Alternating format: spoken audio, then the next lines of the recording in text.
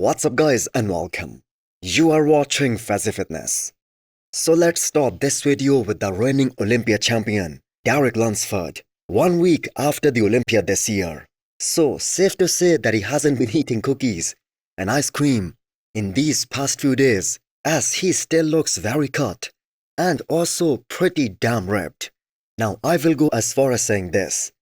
His midsection here, his abs and the obliques, they look way more separated and way more deep than how they looked on the stage last weekend at the Olympia. But that being said, he definitely had a better abs and thigh shot this year at the Olympia compared to last year. Now Derek winning the Olympia, that kind of changes everything for him going into 2026. He will most probably won't do any show other than the Olympia, as he just became the first guy ever to have won over $1 million in the prize money in 1 year. So the man right now is in the best stage of his life. There is, however, a big concern when it comes to Derek, especially with that packed year that happened about 30 days before the Olympia this year. How far will he be able to push next year when he officially starts his off-season, knowing that the lack of detail in the chest and the delts that is still being pointed out as one of his biggest weakness. So all these bodybuilders, once they sustain a muscle injury, a muscle tear, there is always that fear in the back of their minds of having that same problem again.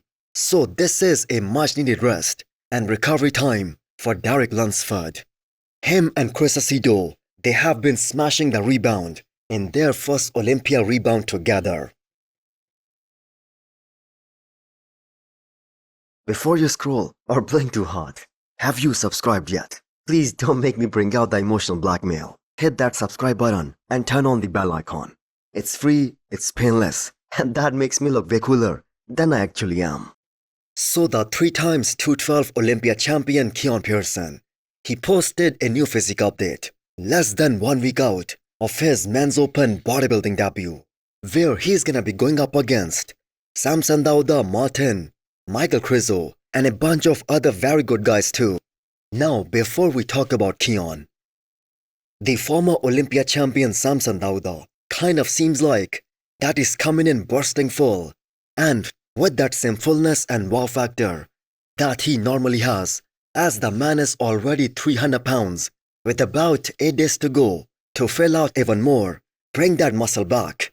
And it's kind of the right thing to do, because this is something that worked for them last year at the Olympia when he won.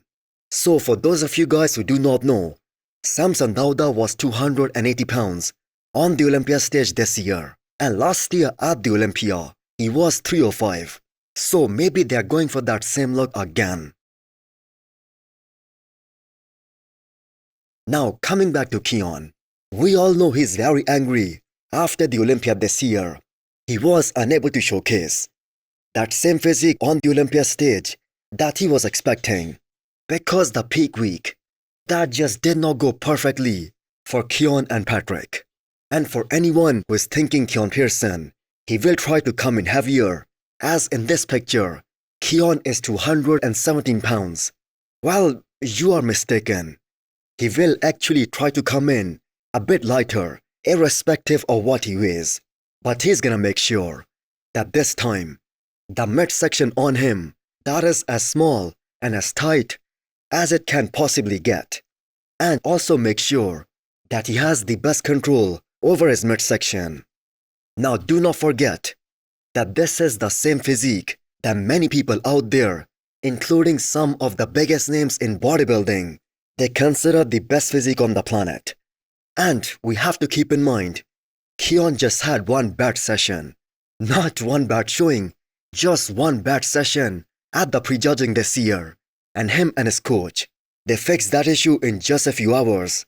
And Keone at the finals, he was the clear-cut winner. So the Prog Pro lineup, that is like a dream lineup for every bodybuilding fan, as we have 2 Olympia champions from different divisions going up against each other.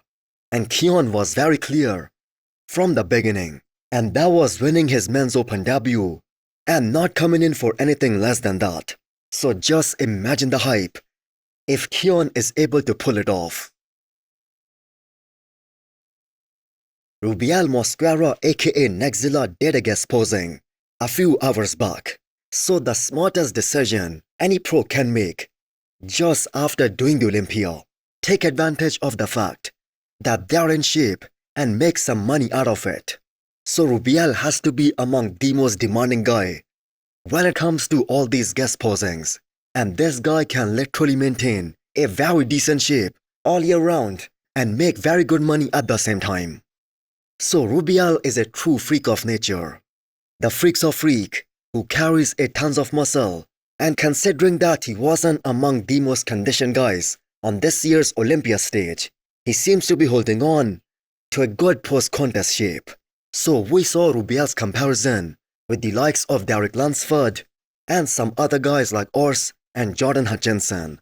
So the amount of muscle mass that he packs on that frame, that is so untouchable.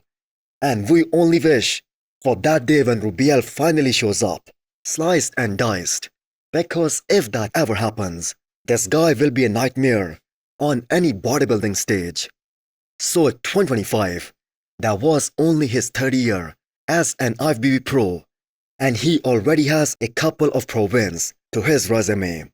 So Rubial has all the tools to be a top 10 Olympian as soon as next year. All he needs to do is to eat clean all year round.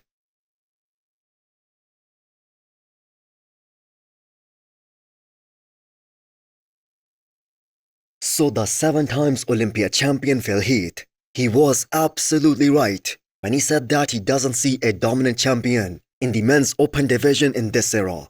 And it is so wild to think that since Phil Heath retired, and that was back in 2018, actually 2020, but he lost the Olympia back in 2018. So we have had a new Olympia champion every single year except those 2 consecutive Olympia wins of Big Ramy. So Phil is about to turn 46 in 2 months, and look at his arms. Still one of the best in pro bodybuilding scene, and no disrespect towards any current athlete, but the arms on Phil, they still have more detail and more separation than 80% of the active open pros. And somehow, the man stays very lean throughout the year without any proper diet or training regimen.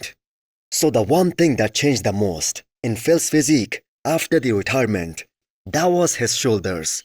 So Phil had some of the best and some of the most round-looking delts in bodybuilding back when he was competing.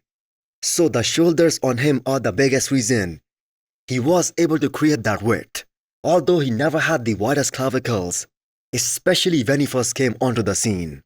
So it has been 5 years since he stepped away from competitive bodybuilding, and he has been able to maintain such an awesome physique despite the fact that he himself says that he hardly eats consistently. So out of the top 10 from the Olympia this year, Hadi Chopin and maybe Andrew Jack, they have better arms than Phil Heath right now. So hit the thumbs up button if you liked the video and smash the subscribe button if you wanna come back for more. Thanks for watching.